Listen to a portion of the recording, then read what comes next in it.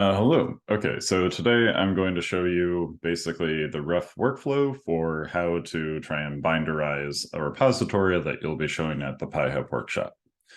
So I'll move this off to the side and I will share my screen. Okay.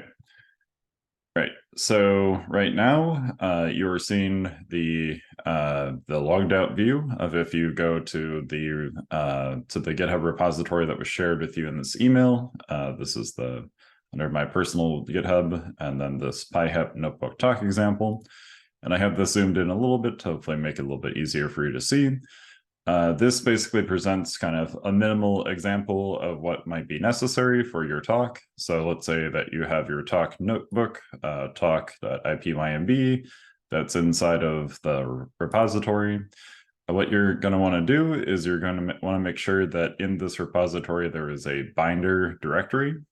If you click on this binder directory, you're going to want to make sure that there is then, at bare minimum, a requirements.txt.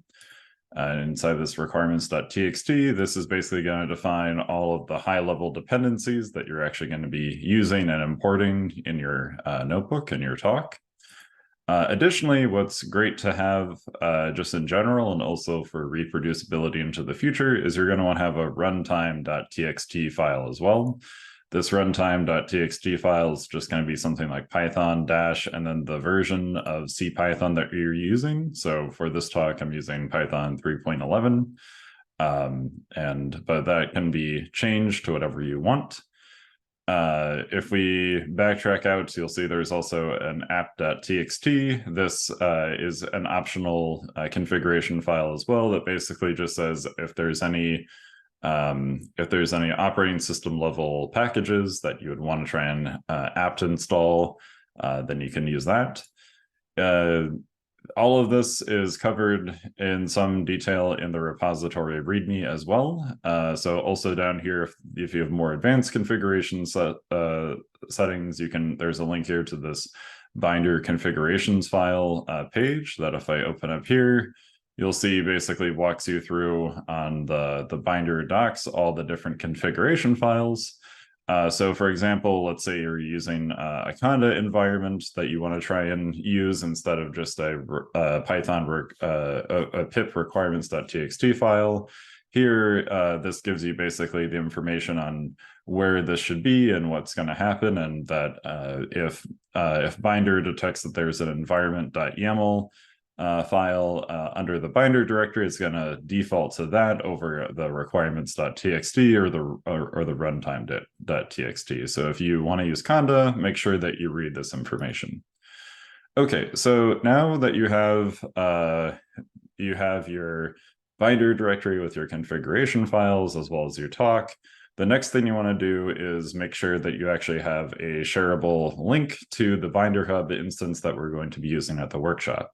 So as was mentioned in the email that you got, this year, we're going to be using a BinderHub deployment that has been set up for us by IRIS-HEP's Scalable Systems Laboratory, the SSL, and that's going to be located here at this https binderhub.sslhep.org.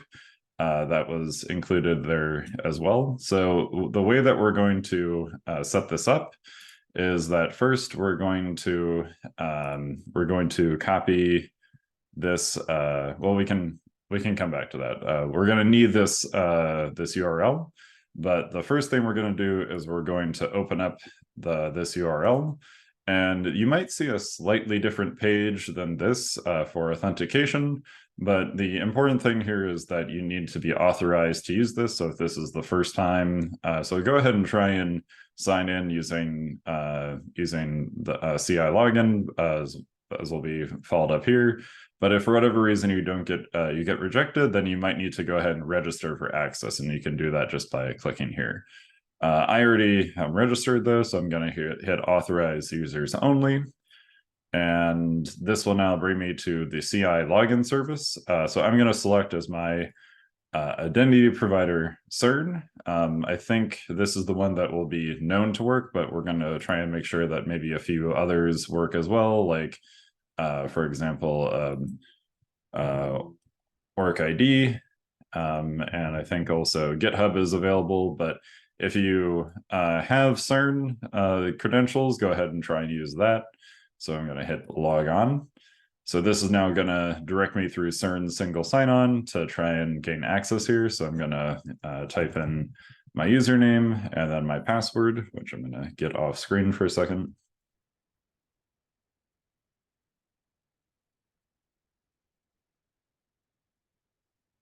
Okay. And all right, so now being passed through, and now we've arrived at this user interface for BinderHub. So what we're going to do now is we're going to go back to the GitHub repository that we want to binderize, and we're just going to copy this full information. So here, though, we can actually see that what do we need? We either need the GitHub name of the repository, or the gist, or GitLab, or Zenodo DOI, or something like that. So what we can actually do is just copy the name of the repository owner or organization, and then the repository name, and we can just drop that right into GitHub. And you see, as soon as we do that, now we have a URL that is going to be accessible. So what we want to do to actually share this on the Indigo agenda is you're going to copy that URL, and then you'll paste that in so you can make that accessible. If you have a website or something like a README, then it would also help to maybe click here and either get the markdown or the restructured text for this particular badge. But once you go ahead and have this information copied, you're going to additionally either select the branch if it's not the default head branch like main, and then you might also have a particular notebook path or something you want to go to. So for example, in this repository, I have the talk.ipynb. And so if we want to go ahead and make sure that that opens up, then I can just drop in the talk.ipynb, and we'll see now that also this lab path information has opened up. So we'll go ahead and click this and just save this over here for later.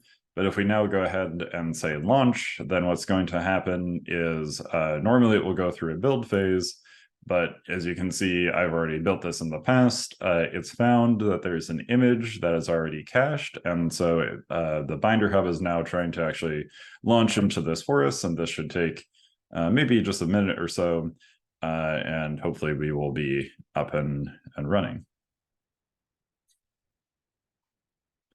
So maybe now is a good time to say that please, before your talk, ideally, as soon as possible before your talk. So hopefully at bare minimum, at least 24 hours before, go ahead and make sure that you have attempted to build the image for your talk, even if it's not totally finalized, if you need to make some last judgments, because a new image gets built with every commit. But please just go ahead and try and make sure that everything works right while you're trying to finish your talk, and that this whole process actually builds for you. And if not, please go ahead and reach out to the workshop organizers, probably me, and we'll go ahead and see if we can help you get things going. Okay, so we've got the container notebook that's getting spun up, so we should get dropped in here pretty soon.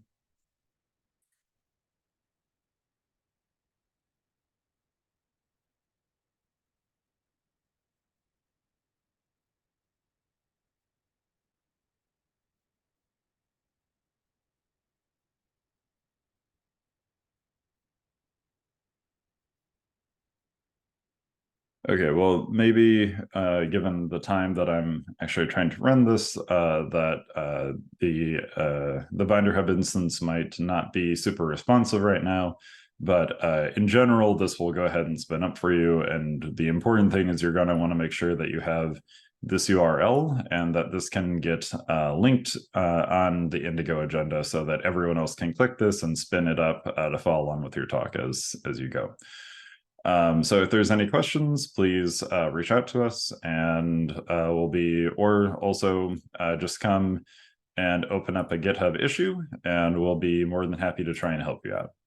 All right, thanks very much for presenting at PyHEP 2023, and looking forward to all your talks.